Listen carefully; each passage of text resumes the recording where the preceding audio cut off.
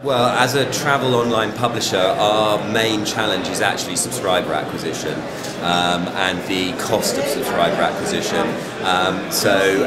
Marketing is probably something that we are spending a lot of money on, but it also gives us the opportunity to send our deals out to the relevant people who are interested in it. In order to keep our subscriber base growing, we have to continue to market. Actually getting people to our website, paid search is always something that is interesting. Trying to make get the best value out of it, of course, is something that we're all trying to do.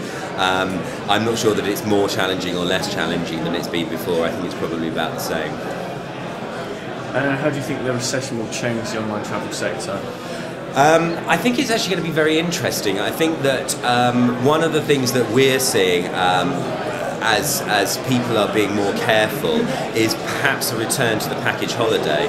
The online travel has been a great way of making travel very democratic, and people could actually book their own holidays. They could book flights and hotels and book everything separately. And obviously, it's given online has also given far more visibility to how much things are costing and price comparison. I do think, though, that if there is a bit of a swing away to the package holiday, some of the online models not really set up for that. We're seeing dynamically packaged product out there, but the price points are much the same wherever you go.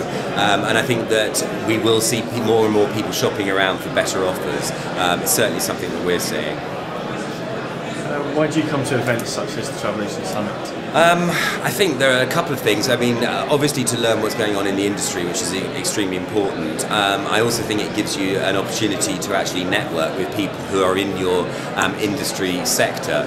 So as much as you may be watching people on the stage making presentations and learning that way, from actually just talking to your peers at coffee breaks, etc., gives you an opportunity to find out, perhaps in closer detail, and maybe a little bit more candidly, what's really going on.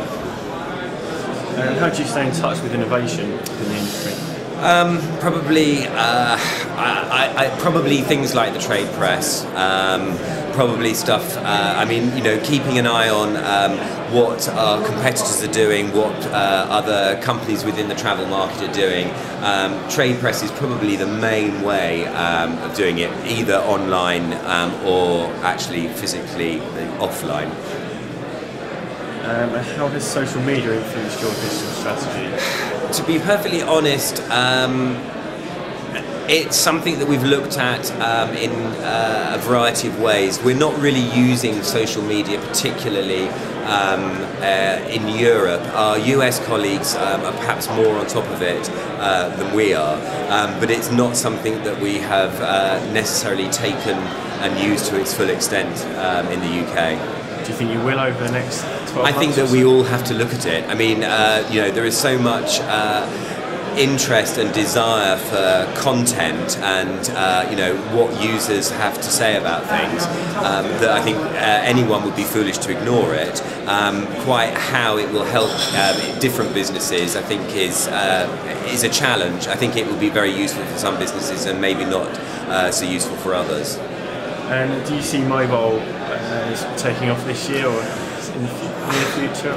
I think that in many ways mobile's taken off already. I think it probably the iPhone which really started the ball rolling.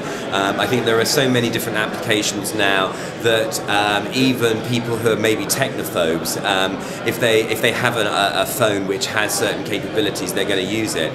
If the applications are right for people, then it'll be great. I think things like being able to check in from your phone when you go to an airport is probably fantastic.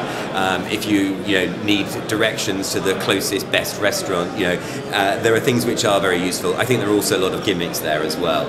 And it's really horses for courses. There will be certain people that will use a lot of them and others that won't even go near them.